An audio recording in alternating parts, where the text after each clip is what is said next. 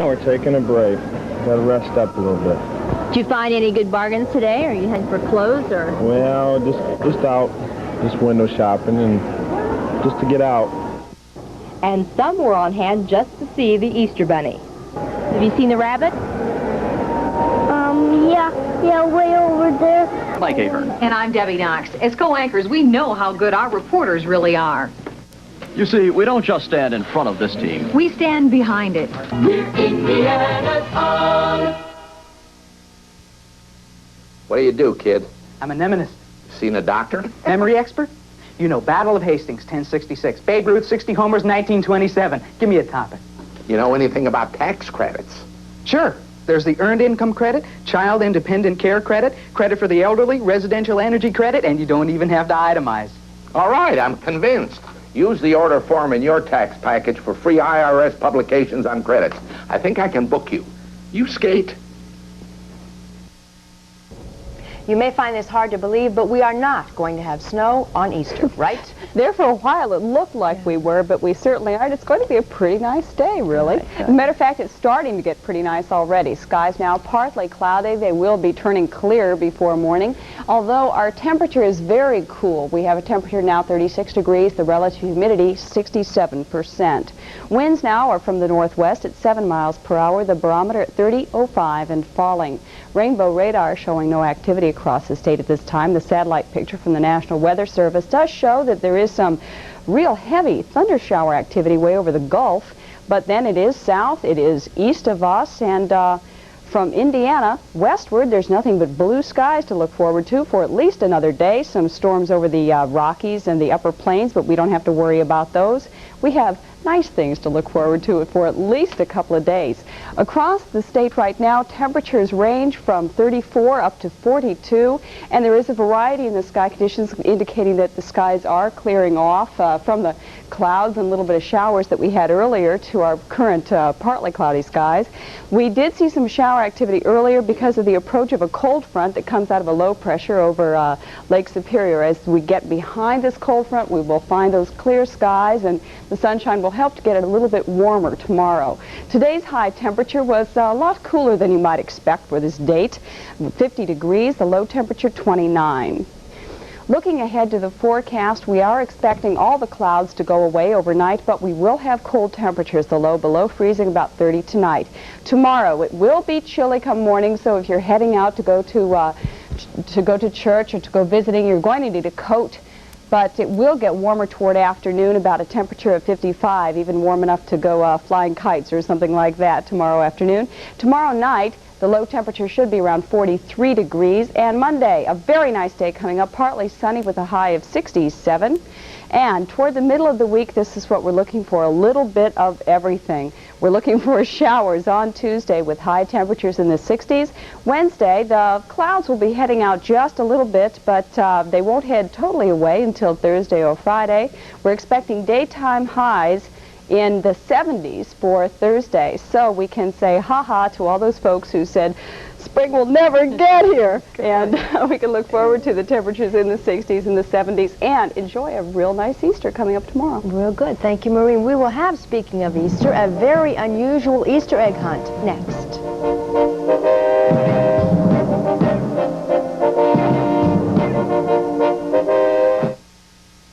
That's the comfort of, that's the pleasure of stretch by Lee. Lee Comfort Stretch Jeans. We brand every pair. No home, no matter how clean, is safe from invasion by the common cockroach.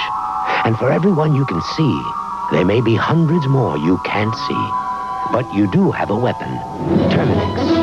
Our professionals place a chemical shield of protection throughout your home that kills bugs where they get in, where they hide, where they breed. Terminix. We protect your home against bugs, safely, scientifically.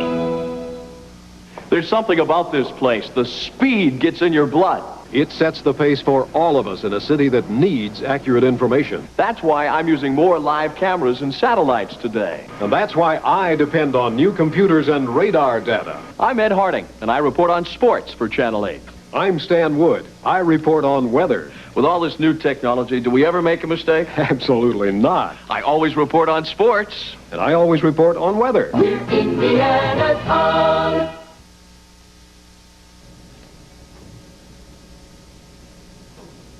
We thank our resident poet, David Barris, for the following. 'Twas the day before Easter, and all through the city were Easter egg hunts for the young, old, and not so pretty. Take these folks from the Indianapolis Zoo, hunting for eggs and bananas and an apple or two.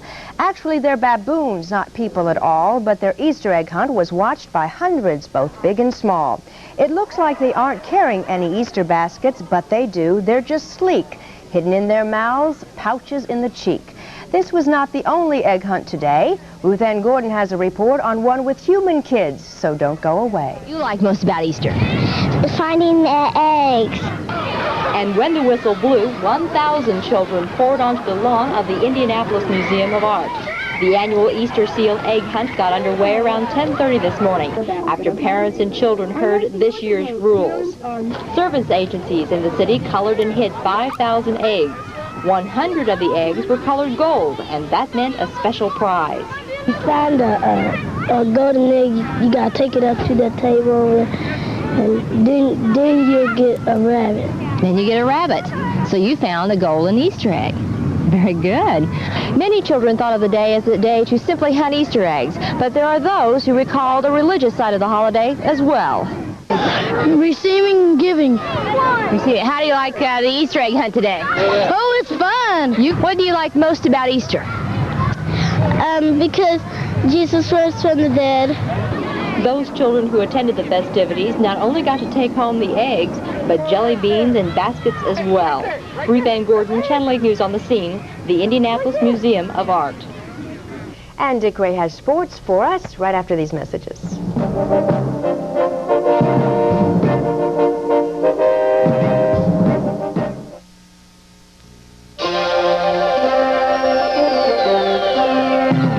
PM Magazine starts off the week with a beautiful star of Flamingo Road.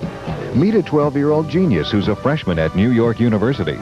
Next, discover why the Leave It to Beaver mania has swept through the city of Milwaukee.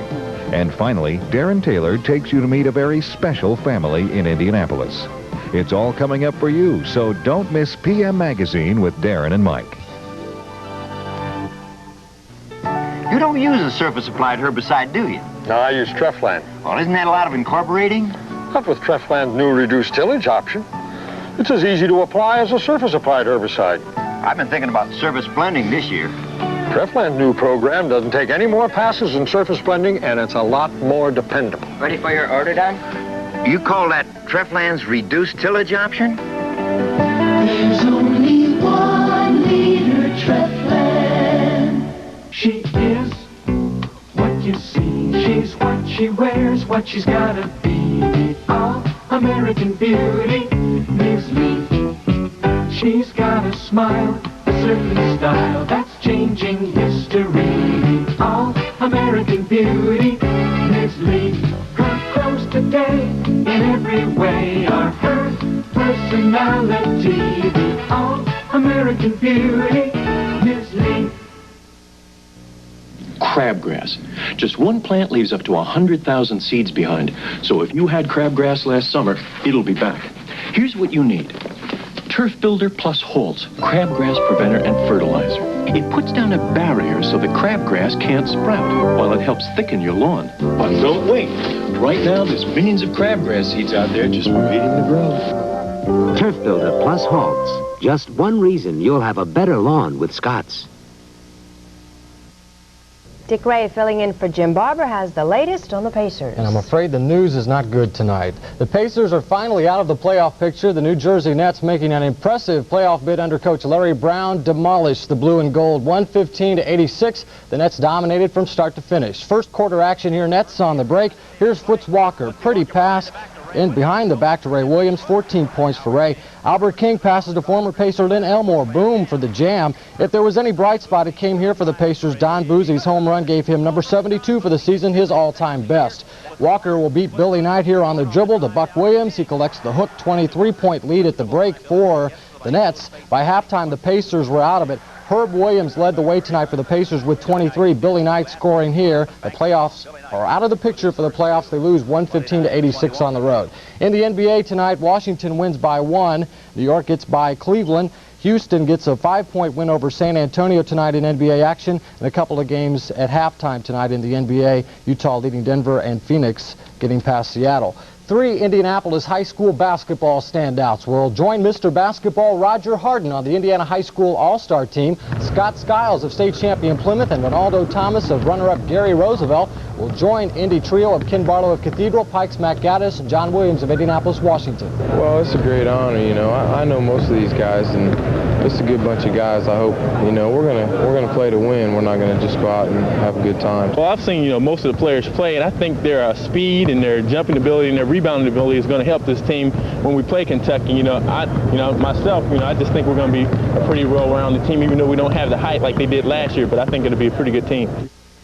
In baseball today, Fernando Valenzuela made a successful 1982 debut with the Los Angeles Dodgers. Fernando recorded a shutout today against San Diego. L.A. went up 1-0 on the solo homer here by Dusty Baker. He booms it way out to left field, Dusty's first homer of the year. The losing pitcher today was Juan Eichelberger for the Padres. The Dodgers will cap off a 3-run 4th inning. Coming up, we got a double by Steve Sachs to right center. That scored Bill Russell, and the Dodgers went ahead 6-0 in the 3rd inning. Valenzuela, who worked just 5 innings in spring training because of that contract dispute he had with the Dodgers, gave up 5 hits today, struck out 4. Other Major League Baseball action today, the Mets beat the Cubs 9-5. Pat Zachary of the Mets had a no-hitter going into the 8th, but Bobby Molinaro's single ruined that. The Cubs got 4 runs in the 8th. Dave Kingman, 5 RBIs, 1 homer on the day. San Francisco wins in the 10th off Joe Morgan's 2-run single. It's a slugfest with Pittsburgh and St. Louis, the same for Montreal and Philadelphia. Atlanta wins again over Houston tonight. In the American League, Baltimore and Boston split a doubleheader. California bombs Minnesota. It took 10 innings for Toronto to defeat Milwaukee. Texas bombed Cleveland 8-3. Just in, Kansas City over Detroit, and a couple of games postponed because of rain today. The Indianapolis Indians of the American Association finished up exhibition play in Florida today with the Cincinnati Reds Farm Club of Waterbury. The game ended with a tie at 6 runs apiece. The Indians and new manager George Scherger will open up the regular season Tuesday in Iowa. At Augusta today, it was a remarkable performance by Craig Stadler, who took a 3-stroke lead today by going 5 under par in the 3rd round of the Masters. But Stadler was even on the front 9, had one of those days when everything went right. He birdied the last 3 holes. He gets an incredible roll here on this 25-foot putt on hole 17. Watch it just roll right into the cup. You think that shot was something? Stadler topped himself on 18, another unbelievable putt. Somehow the ball finds the cup here. He finished 5 under 67 today for the USC grad, 3 strokes better than Jerry Pate, who also turned in a 67. Pate, who is putting here, is tied with Severino Ballesteros behind Floyd, and we got the leaderboard after 3 rounds of play in Masters Golf today. There's the leaderboard. In case you're interested, Indiana's Fuzzy Zeller, 7 strokes off the pace. He shot an even par 70. He's 7 strokes off the pace at 218. The rookie orientation program at the Indianapolis Motor Speedway was completed today. 5 cars on the track, including Chet Phillip, who hit the wall in turn 2 early this week. Fastest today was Chip Meade of Dayton, Ohio, at over 186 miles an hour. There's a look at Chet Phillip's car. He practically ruined that car earlier in the week. One of the best today, Chip Meade, one of the best of the 82 rookie crop. The team's looking pretty good so far. We had a moderately successful race in Phoenix, which is the first race of the IndyCar series, and things have been going okay since we've been here for this test session. I think the guys are working well together and the car's performing real well. And we'd like to congratulate the Checkers, who swept that series over Tulsa in CHL playoffs last night. That's sports. Thank you, Dick. We'll be back with the final story in a moment. Lots of ruckus. It's the McDonald's quality game, Earl.